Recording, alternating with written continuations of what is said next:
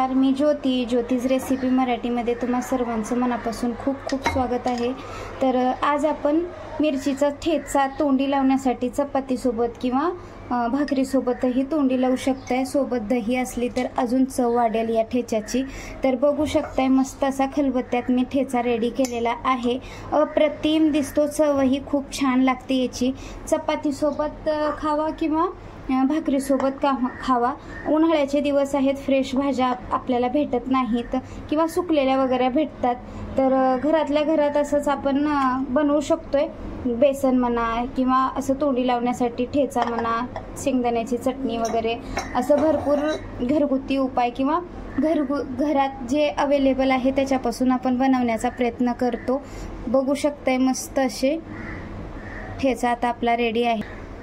Fresh भाज्या भेटत नसल्या की असा घरातल्या घरात उपाय करू शकतो आपण जेवणाच्या वेळेसचा। तर अप्रतिम दिसत आहे। चला तर बघूया, सोप्यातली सोपी रेसिपी आहे आणि झटपटही होते। तर बघूया चला ठेचा कसा बनवायचा ते। आणि मेन म्हटलं तर खलबत्त्यात आपण वाटलेला आहे म्हटल्यावर याची चव आणखीन वाढेल। तर आज आपण इथं भाकरी सोबत किंवा चपातीसोबत तोंडी लावण्यासाठी हिरव्या मिरचीचा ठेचा म्हणू शकता किंवा चटणीही म्हणू शकता, याला असं बनवणार आहोत। उन्हाळ्या दिवसात भाज्या खूप कमी भेटतात किंवा सुकलेल्या भेटतात, फ्रेश भेटत नाहीत। तर शक्यतो आपण घरगुती काय करायचं असं तोंडी लावण्यासाठी ते विचार करतो। त्याच्यातलाच एक पदार्थ असा आहे हिरव्या मिरचीचा ठेचा। तर आता कढई मी गरम करून घेतलेली आहे। इथं पॅन गरम झालेला आहे। तर आता इथं हिरवी मिरची सर्वात अगोदर आपण भाजून घेऊया।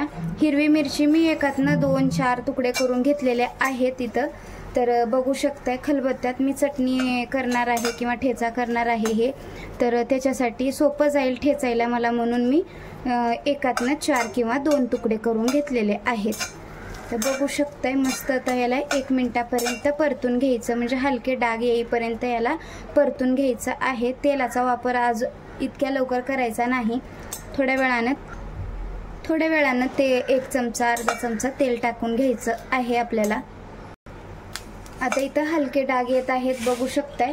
तर हलके डाग आले की लगेच आपल्याला शेंगदाणे टाकायचे आहेत, म्हणजे शेंगदाणे पण मिरची सोबत भाजून निघतील आपले। बघू शकताय शेंगदाण्याला पण डाग आलेले आहेत, आता डाग पडलेले आहेत। तर या स्टेजला मी लसूण टाकून घेत आहे इथं 4 पाकळ्या। इथं 1 चमचा जिरे टाकत आहे मी, आणि हलके गरम करून घ्यायचे आहेत आपल्याला जिरे वगैरे। तर आता इथं या स्टेजला मी अर्धा चमचा तेल टाकत आहे, हे बघा, आणि परतून घ्यायचं आहे मस्त असं। तेलामध्ये जिरे वगैरे भाजले की असा वास घमघमाट सुटतो जिऱ्यांचा वगैरे। तर बघू शकताय आता भाजून झालेले आहेत।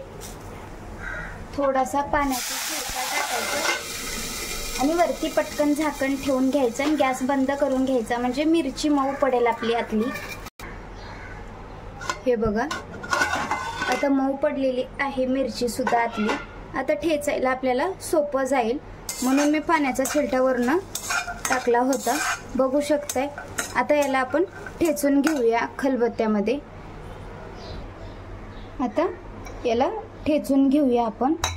तर बघू शकताय थोडंसं मीठ टाकायचं आहे चवीनुसार याच्यामध्ये, आणि आता आपल्याला वाटून घ्यायचं आहे। एकदम बारीक नाही करायचं, थोडंसं मोठंच ठेवायचं आहे, जास्त बारीक नाही आणि जास्त मोठं नाही। तर अशा पद्धतीने आता आपण याला वाटून घेऊया। वरती वाटायला सोपं जात नव्हतं म्हणून मी खाली घेतलेलं आहे थोडंसं वाटायला। तर बघू शकताय मस्त असं वाटत आहे। तर अप्रतिम चव लागते खलबत्त्यातल्या ठेच्याची, म्हणून मी खलबत्त्यातच वाटत आहे। बघू शकताय वाटून आता आपलं झालेलं आहे। जास्त मोठंही नाही आणि जास्त बारीकही नाही। तर ठेचा आता आपला वाटून झालेला आहे, बघू शकताय। अप्रतिम चव लागते खलबत्त्यातल्या ठेच्याची। नक्की ट्राय करा। व्हिडिओ कसा वाटला कमेंट्स बॉक्समध्ये सांगायला विसरू नका। तुमच्या नातेवाईकांना मित्रमैत्रिणींना शेअर करायला विसरू नका। तर परत असंच एका नवीन रेसिपीमध्ये, चटपटीत रेसिपीमध्ये भेटू.